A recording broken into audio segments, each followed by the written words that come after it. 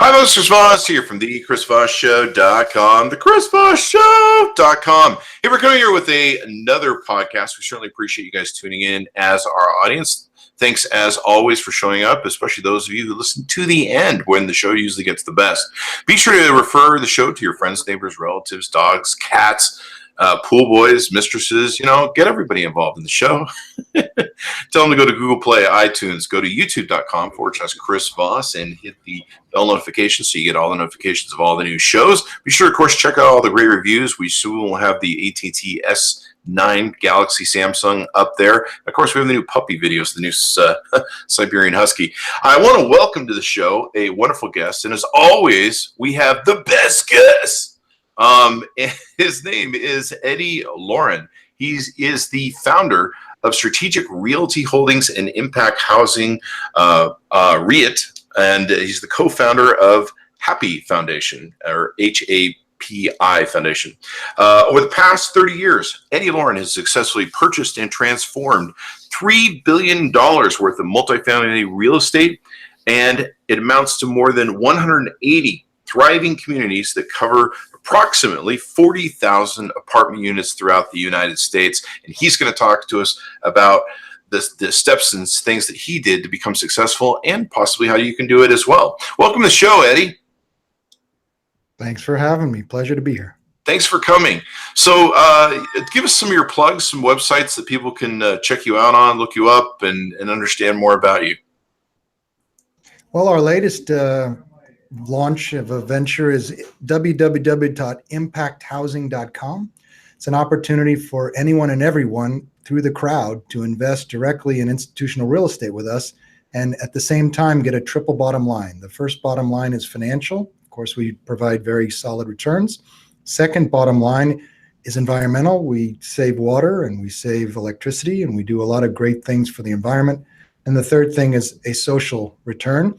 We're trying to help solve the housing crisis in America, one property, one apartment at a time, where we lease to only people that make 80% of the area median income. So it's affordable, as well as we provide health and wellness programming through our nonprofit Happy. And we have on-site gardens and various opportunities for people to learn about their health, eat better, and have a sense of community. And we build community through health. That's interesting. You guys have the thing, because I've known a lot of real estate investors over the years, both commercial and residential. And it sounds like you guys have really kind of taken that level of community and focused that onto what you're doing. I would imagine doing something like that, certainly a much happier community that surrounds rental properties and renters makes for a better renter, I guess. A happy resident stays, pays, and refers their friends. That's our motto. If you don't have happy residents, a lot of people are in this business. They're all about the money. Yeah, money's important. We got to be able to provide a good, clean, safe house for people. But more important, we need to make sure that we realize these are people under our roofs. And if we create a sense of community, they really are happier. Everybody deserves a good, clean place to live. So we found that thriving communities are better and easier to manage, and we get better returns as a result of their happiness. And it probably helps them keep from, I forget the word, but when a community cycles in through, with age and the homes get older and sometimes a different type of renters come in. And of course the homes are older, so they can't support a higher income. And sometimes they become communities that become almost ghetto-like because they go through a degradation of just age and people and affordability and stuff like that. And then at that point, you end up with higher crime rates and all that sort of good stuff. So it sounds like what you guys have done. Neglect. Yeah. Yeah. Sorry. And so it sounds like what you guys have done is what a lot of brands are doing nowadays, what a lot of advocates like me in social media are talking to brands about and saying, you need to build community around your brand. You need to have these support mechanisms. You just don't think about selling products anymore or services. You think about the community that goes around them, the support and everything else in building that. And that really creates a better brand loyalty to people. It helps people interact and engage with the brand. And it also helps the brand resolve issues that may come up. A good example was like when Starbucks recently had their issues. And of course, they had to address their community and deal with it in a community sort of format. So I think it's really cool what you guys are doing here. I'm looking at your website.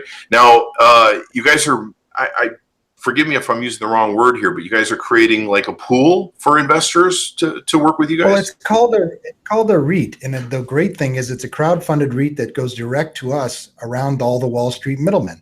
So it's cheaper. Everybody gets a better direct investment. And the funny thing is a lot of the Wall Street firms, they don't invest in what we call impact. Impact is the concept of doing well by doing good. You can actually get a financial return and a social return at the same time.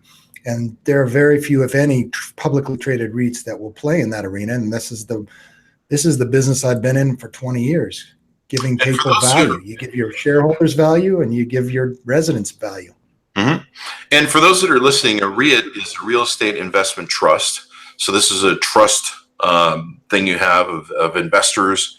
And is there a minimum amount that a portfolio needs to invest, or net worth that they need to be able to invest in the crowdsourced trust? Well, let's discuss the difference between accredited and non-accredited investors. Traditionally, offerings like mine could only be offered to accredited investors, which means they make $200,000 a year and have a minimum net worth of $1 million. Well, the Jobs Act of 2012 in the last administration actually democratized the playing field by allowing crowdfunding to be available to non-accredited investors. That means whatever you make, as long as you don't invest more than 10% of your net worth. So let's say our minimum investment, which it's only $1,000. If your net worth is less than $10,000, you cannot invest the $1,000. But if you have a net worth of more than $10,000, you're free to invest the minimum. So that's the only restriction. $1,000 minimum investment. And what's cool about it is we've gone through the SEC, which is the government, and it's been scrutinized up and down. Believe me, I could show you some scars, but the bottom line is it's here to protect the consumer. And that's the great thing about this. You, the consumer, can come direct to me where you never could before and be, able to take advantage of offerings that we have. So it's really exciting, and I'm thankful to the Jobs Act to be able to create this democratization of investment for people. That's pretty awesome, especially where people can make investments like this. I remember seeing when I was I think about 18, I was studying to be a stockbroker. I was reading about how a lot of the baby boomers back in the day and their parents actually had invested a lot into real estate, into multifamily housing, commercial real estate, et cetera, et cetera. And a lot of the baby boomers, I think the end of the baby boomers and the beginning of the kind of the millennials and that whole era, they were just taking the inheritances that they were getting, and they were just liquidating them and going and buying nice cars with rims and stereos. And so, I think now we've come full circle with a couple of generations where now they're realizing that investing is important. I'm seeing the proliferation of a lot of different apps that help you build your savings by taking small amounts of money out of your bank account. Different things like yours that are crowdfunded, where people can they get in where the bar is not too high, and they can make small steps forward to retire in the future as it comes down to it. Right. We do have a housing crisis in this country, and the best way to solve that is through housing of people that are workforce, the working poor. They're getting squeezed, they're working harder, and we cater to that environment, and we feel that the returns are much more solid and better when we cater to this demographic. A properties, we call A properties when the rents are $3,000-$4,000 a month, they're going to be a problem. And a lot of the smart money, or they say the REITs, have invested in these A-class properties. At a certain point, $3,000 and $4,000 a month is unaffordable. Our sweet spot is $800 to $1,000 rents, and we know that people can afford that, and it will be solid. And you can't build C properties anymore, so to speak. C properties are 30, 40 years old, but we make them clean and safe and wonderful. And the basis is oftentimes 30% of what it costs to build new. Yeah. So that's value and that's safety. So I call what we do as a defensive play. And a lot of people may say, oh, well, that's housing the workforce. That's not sexy. I can't put it on my brochure. Yeah, you're right, because cash flow is sexy. Cash flow is good. So I think it's cool. And then, so tell me, you guys, I'm looking at the website. You guys have value-added updates, free on-site fitness, health, and wellness programming for residents. And I imagine, that I saw the same sort of thing that Tony Heisch of Zappos, the CEO of Zappos, did here in Las Vegas, where he renovated Fremont Street and the east side of Las Vegas downtown. And one of the things he did bring in to help do that was some free clinics and different things to support the community, entertainment-wise, and parks. He just didn't do a commercial renovation of the area and residential. And he integrated the whole. He really was focused on building a community that could support that area. And he turned what used to be a very blighted area and an area where even I was kind of afraid to go into. Wow. Into just a renaissance of renovation when it comes to being a place people want to go. And now all these great restaurants open there and everything else. And I imagine taking care of the health and offering different ways for people to have resources, whether it's exercise, being more healthy, parks they can go to, things that they can do. That's got to be something that is a good investment in them, because healthy people tend to pay the rent. And you know what? They like to be appreciated. Mm-hmm. The working class is so often overlooked in our society. Mm-hmm. And if they get the attention and the respect and decency, they really are so appreciative and happy. And they just want to be part of society. We give A amenities to B and C residents. So our residents actually in our apartments have every single amenity that you'd get in brand new property. Mm-hmm. But, it's in a scaled down version. There's resort style pool like in Vegas. State-of-the-art fitness center. We have outdoor fitness. We have social areas. We have beautiful paint jobs and wonderful appointments on the interior. So people can feel you can either buy a fake Gucci bag or a real Gucci bag. All the same, it makes you feel good. Yeah, most definitely. I love what you guys are doing, and it sounds like you guys have a passion for this. In not just being a landlord who's like, give me my rent and screw you and have fun in my rental property, and you're constantly going, hey, can you fix this? Can you fix that? It sounds like you guys really care about what you guys are doing. And according to the PR stuff that's sent, you guys have a life mission to fix the affordable housing crisis in America, make safe, quality housing and community support available for all. I think that's really great. It's housing, of course, eats up a ton of people's paycheck when it comes from a percentage basis. I owned a mortgage company for almost 20 years, and housing is one of the biggest costs that people have to deal with when it comes to their expenses. Is this the best way to fix the affordable housing crisis? It's unfortunately one of the ways.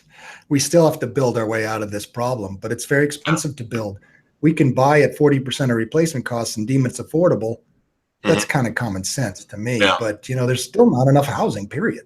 So you're not going to get hurt investing in housing, because everybody needs that roof over their head. And so yes, it's one great solution, and hopefully the people that don't belong in the lower blighted properties, we like to say we take blight and make light. Hopefully those people move up the scale so the affordable residents can come into these properties, and that's the way the market should run.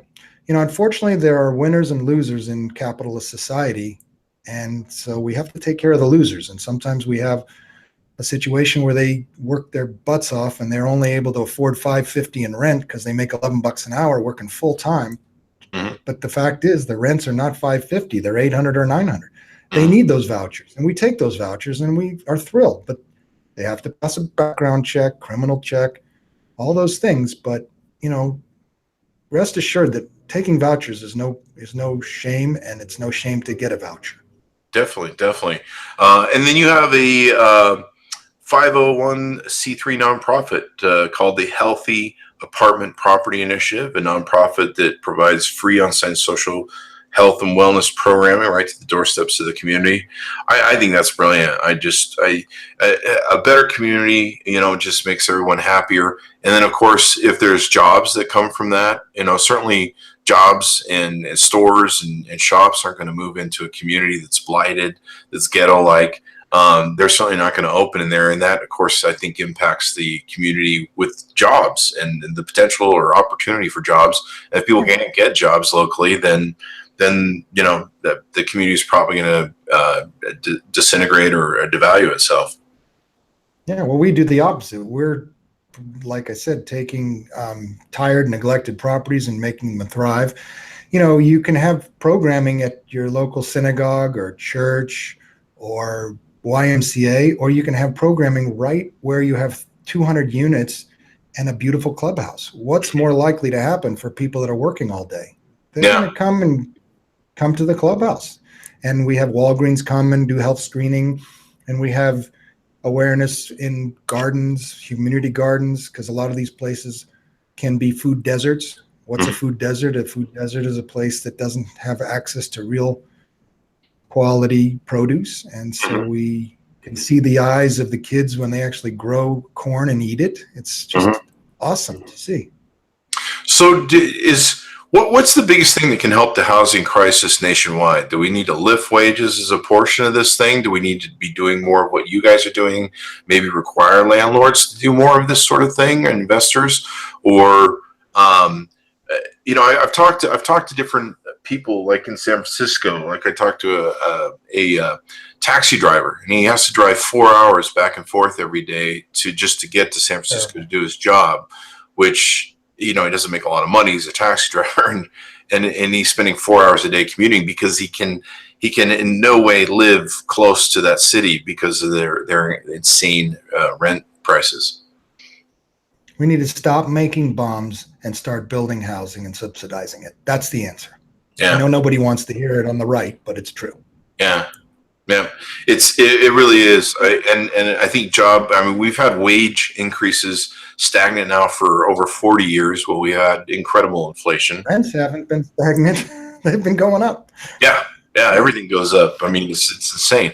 And yet wages don't increase. And, we have more and more people that are just being told, no, we can't increase the minimum wage. You see this real war on the poor going on when it comes down to it. So it's great that you guys have a thing like this. Now you have in the REIT pool itself, you have, let me see if I can get back to this page.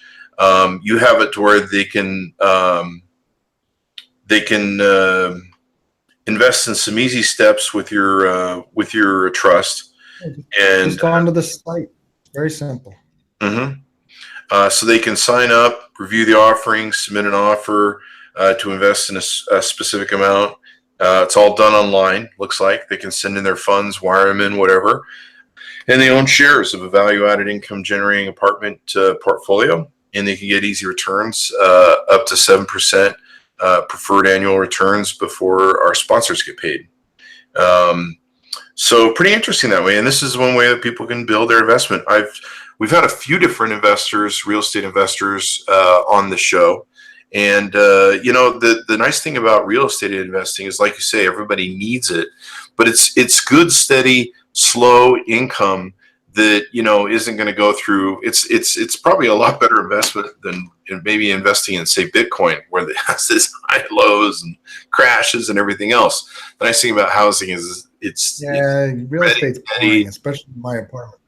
Yeah. And I remember my dad used to tell me, and I think this came from, if I recall rightly, this either came from, I don't think it came from Warren Buffett. It came from Howard Hughes, I believe. At least that's what my old man would tell me. But he used to tell me the example of, would you rather have a penny a day into a 6% passbook savings account, which back when I grew up there was, or would you rather have like $1 million or something, or $100,000? I don't remember the total scenario. And as a kid, you'd always be like, I'll take the $1 million. And then he would show the compounding of a proper investment of getting I think it was a penny a day or something like that, over a lifetime or 10-year, 15-year period, in the amortization that would break down to with the compounding of compound interest.